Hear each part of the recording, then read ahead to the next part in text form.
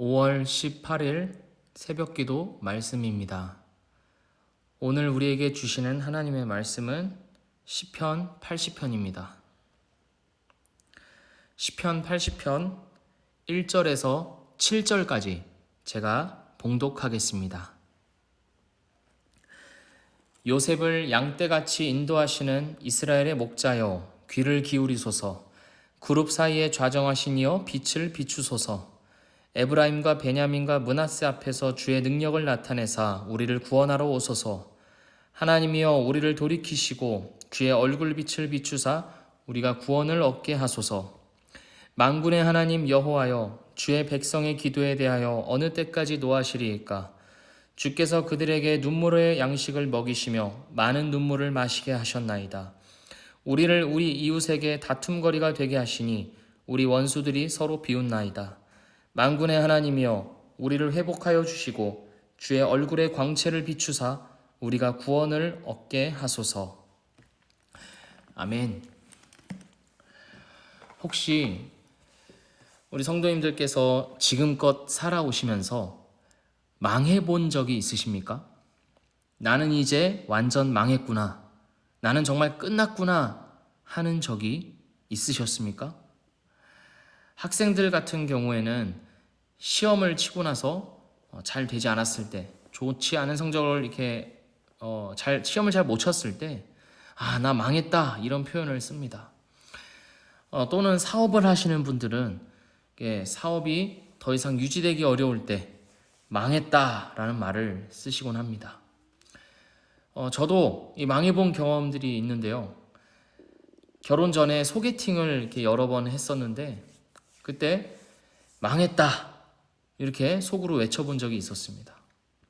이렇게 서로 만나서 밥을 먹고 또 차를 마시는데 무슨 말을 해도 대화가 뚝뚝 끊겨버리고 상대방 표정도 별로 좋지 않은 것을 보았을 때 속으로 망했구나 싶었습니다.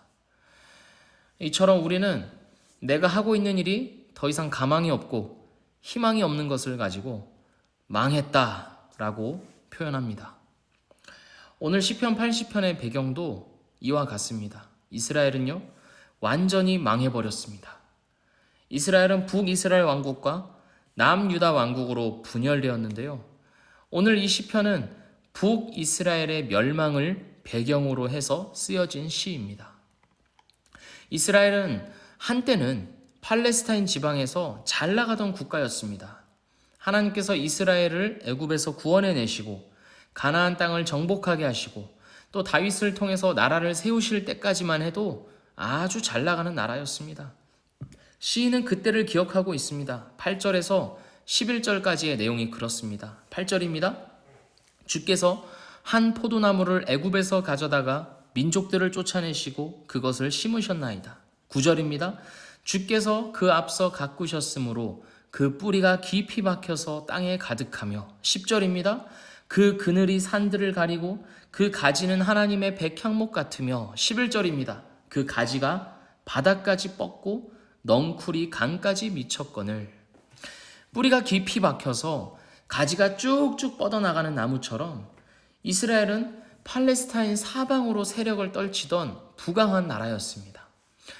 심지어 솔로몬 왕 때는요, 이웃 나라들이 찾아와서 저 먼 곳에 있는 나라들까지 찾아와서 조공을 바칠 정도였습니다.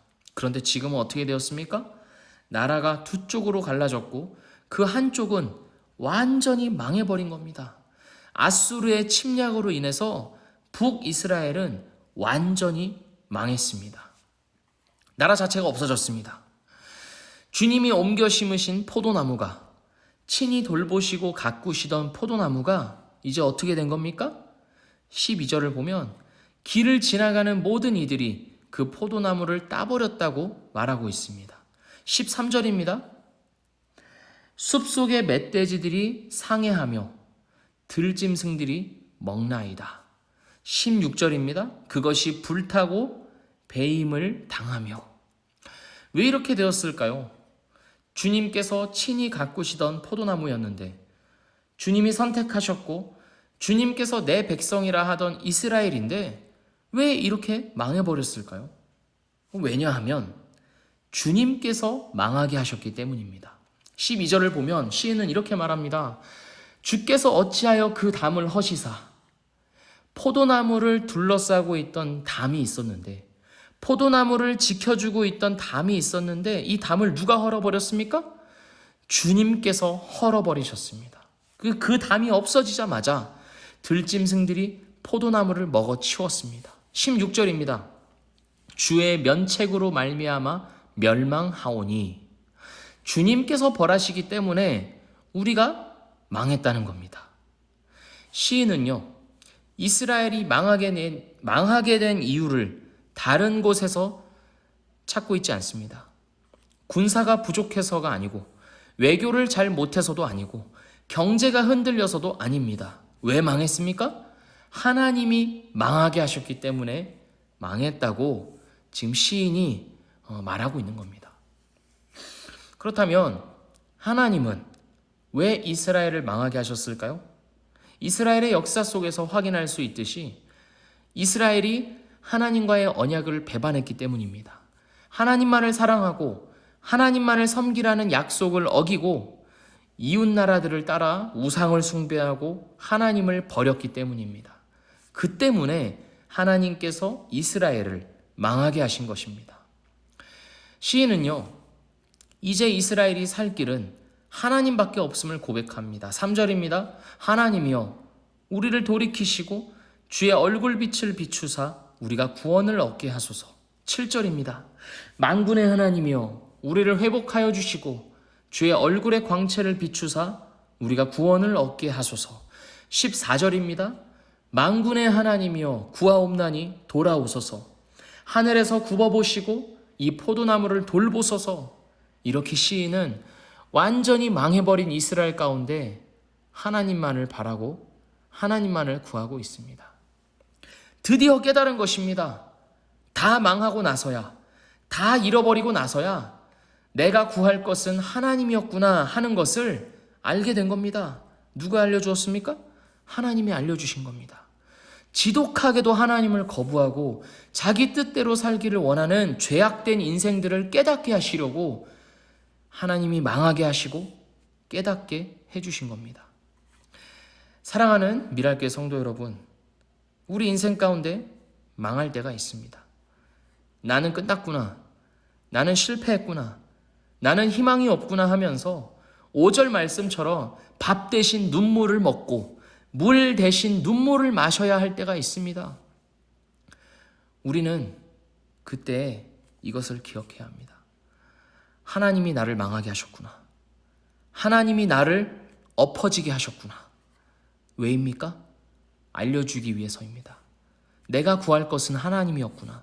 내가 바라고 찾아야 할 것은 하나님의 은혜였구나. 다른 것이 아니라 하나님을 내가 구해야 했구나 하는 것을 깨닫게 하기 위해서입니다. 나의 능력과 나의 자랑과 나의 소유로 사는 것이 아니구나. 하나님이 나를 살게 하시면 내가 사는 것이고 하나님이 나를 망하게 하시면 내가 망하는 것이구나 알려주시기 위해서 하나님이 나를 망하게 하시는 겁니다. 진짜 망하게 하시려는 겁니까? 그렇지 않습니다. 다시 일으키시기 위해서입니다. 헛된 욕망과 헛된 삶을 무너뜨리시고 무너진 그곳에 참 소망이자 참 생명이신 하나님, 자기 자신을 세우기 위해서입니다.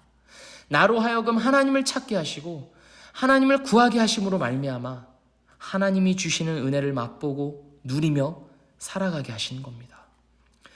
그러니까 우리가 망하게 되었을 때 망한 겁니까? 그렇지 않습니다. 오히려 흥한 것입니다. 나는 망하지만 내가 망한 그 자리에 하나님이 서시겠다는 겁니다. 하나님이 주인이 되시겠다는 겁니다.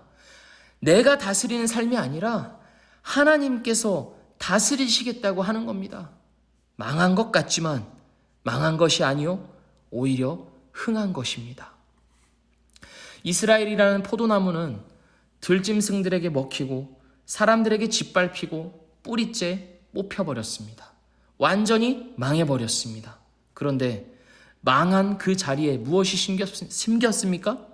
바로 예수 그리스도가 심겼습니다. 이스라엘이 망한 그 자리에 하나님은 자기 아들을 보내서 참 소망과 참 생명을 보여주셨습니다. 예루살렘 성은 정복당하고 성전과 언약궤는 불타 없어졌지만 참 성전이신 예수님께서 하나님의 약속 가운데 이스라엘 땅에 태어나시고 그 모든 고난을 당하시고 십자가에 달려 죽으시고 부활하심으로 말미암아 그 이스라엘이 무너진 그곳에 예수님께서 우뚝 세워지신 겁니다. 우리는 지금까지 살아오면서 많이 망해봤습니다. 어쩌면 앞으로도 망할 일들이 있을지도 모릅니다. 그러나 괜찮습니다. 우리의 망함은 하나님이 우리를 붙들고 계시다는 증거이기 때문입니다. 내 안에 하나님을 나타내시고 내 안에 하나님을 찾고 구하는 마음을 더하여 주시려는 하나님의 손길이기 때문입니다. 그러니 우리는 망해도 망하지 않습니다. 우리는 망할 수 없는 존재들입니다. 죽음마저도 우리를 망하게 할 수 없습니다. 하나님께서 우리에게 예수님의 부활을 통해 보여주지 않으셨습니까? 죽어도 산다. 죽으면 죽는 게 아니라 죽어도 산다 하는 것을 우리에게 증거로 남겨주셨습니다. 우리는 15절의 기도로 주님을 붙잡아야 합니다. 주의 오른손으로 심으신 줄기요 주를 위하여 힘있게 하신 가지니이다. 다시 말해서 이런 기도입니다. 주님, 하나님, 제가 누구입니까? 제가 하나님이 아끼고 사랑하는 포도나무가 아닙니까? 그 아들 예수 그리스도를 보내서 죽기까지 사랑하신 자가 바로 저 아닙니까? 제가 이렇게 망하는 것 하나님 계속 보고 계시렵니까? 저를 돌아봐 주시고 저를 살려 주십시오. 이렇게 우리는 하나님에게 당당히 요구해야 합니다.